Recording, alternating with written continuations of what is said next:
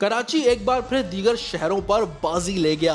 लांडी से ताल्लुक रखने वाले नौजवान वकार हैदर ने तकरीरी मुकाबले में पूरे पाकिस्तान में पहली पोजीशन हासिल कर ली। इस्लामाबाद में होने वाले ऑल पाकिस्तान तकरीरी मुकाबले में मुल्क भर से मुख्तलिफ जामियात के तालिब इल्मों ने हिस्सा लिया, जिसमें कराची के ग्रीनिच यूनिवर्सिटी के स्टूडेंट सैयद वकार हैदर जैदी ने कराची की नुमाइंदगी करते हुए उर्दू अदब के साल 2023 के बेहतरीन मुकर्रर होने का एजाज अपने नाम किया और पहली पोजीशन हासिल की।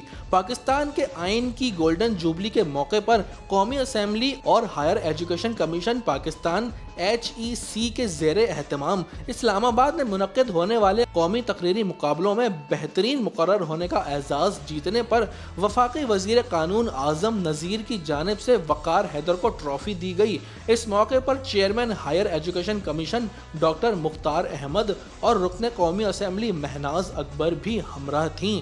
इतने बड़े लेवल पर कराची का और अपनी यूनिवर्सिटी का नाम रोशन करने पर ग्रीनिच यूनिवर्सिटी की जानिब से वकार हैदर को खुसूसी मुबारकबाद दी गई, जबकि सोशल मीडिया पर भी खूब सराहा जा रहा है।